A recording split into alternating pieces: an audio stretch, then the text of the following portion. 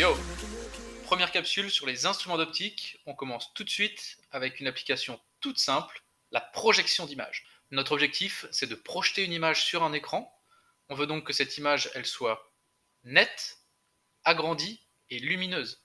Il y a donc 3 points à vérifier. واحد جوج ثلاثة أربعة خمسة. Ça me sert à rien. Pour pouvoir projeter une image sur un écran, il faut forcément que cette image soit réelle. Ici, on veut donc faire l'image réelle d'un objet réel. Et donc le seul moyen de pouvoir faire ça, je t'invite à le vérifier dans ton cours sur les lentilles, eh bien, c'est d'utiliser une lentille convergente et de placer l'objet avant le foyer principal objet, grand F. Petit aparté, si ce point n'est pas clair pour toi, fais pause et va vérifier ton cours sur les lentilles. Ok, donc on commence avec le premier point à vérifier. La question qu'on peut se poser, c'est à quelle distance est-ce qu'on doit placer l'écran pour obtenir une image nette. Pour ça, tu t'en doutes, on va commencer par faire un schéma. On commence par placer l'axe optique, puis une lentille convergente, et on vient positionner un objet à une distance petit x de la lentille. Je te rappelle que petit x, ça doit être plus grand que la distance au grand F. On vient ensuite poser un écran à une distance grand D de l'objet A, et là on a tout ce qu'il faut pour répondre à la question. On va utiliser la relation de conjugaison des lentilles avec origine au centre. Cette relation de conjugaison, elle est écrite dans le cas général. Nous, on va chercher à l'exprimer en fonction de petit x et de grand D. Je passe les calculs, mais on peut montrer que cette équation, on peut la réécrire de cette façon. Prends le temps de le faire chez toi, tu dois y arriver. Cette équation, c'est un polynôme du second degré. On va donc commencer par calculer son discriminant, et voilà ce qu'on obtient. Attention, pour bien comprendre en quoi ce discriminant va nous aider, il faut être bien attentif. L'inconnu de ce polynôme, c'est la distance petit x entre l'objet et la lentille. C'est pas ce qui nous intéresse. Nous, on cherche la valeur de grand D, la distance entre l'objet et l'écran. Ce qu'il faut bien comprendre, c'est que la distance grand D, elle va intervenir dans le discriminant. Et le discriminant, il ne peut pas avoir n'importe quelle valeur, puisqu'il permet de trouver petit x, qui est une longueur réelle, dans le monde réel. Delta doit forcément être positif, ce qui va nous amener une condition sur la distance grand D. Je me permets d'insister. Si le discriminant est négatif, ça veut dire que la position de l'objet va être complexe.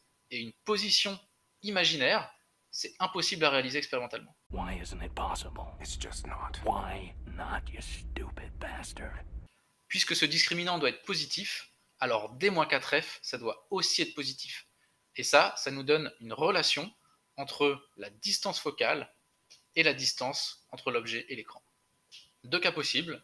Si grand D est bien plus grand que 4F', alors on formera une image nette sur l'écran. Par contre, si grand D est plus petit que 4F', alors on ne pourra pas former d'image sur l'écran. Conclusion, si on veut pouvoir projeter l'image d'un objet réel sur un écran avec une lentille convergente, on doit forcément respecter grand D supérieur ou égal à 4F'. Le second point à vérifier, il concerne le grandissement. Souviens-toi, le grandissement pour une lentille, on peut aussi l'écrire comme étant OA' algébrique sur OA algébrique. Dans notre cas, le grandissement sera négatif, ce qui veut dire que l'image sera renversée. On peut aussi remarquer que plus x est petit, plus le grandissement sera grand. Conclusion, pour avoir une image agrandie, il faut placer la lentille plus proche de l'objet que de l'écran. On peut aussi montrer que pour une distance objet-écran fixée, l'image est d'autant plus grande que la distance focale est petite. Alors une petite remarque, à ce stade, il y a un compromis expérimental à trouver. La lentille doit avoir une distance focale suffisamment petite pour avoir un fort grandissement, mais pas trop petite, parce que sinon, on sort des conditions de Gauss.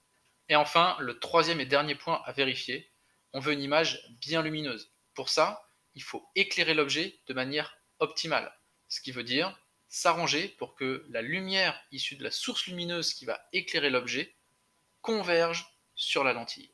Pour ça, on peut utiliser une deuxième lentille convergente, qu'on appelle généralement un condenseur. Ce condenseur, on va venir le placer entre la source lumineuse et l'objet. Il sera donc avant l'objet.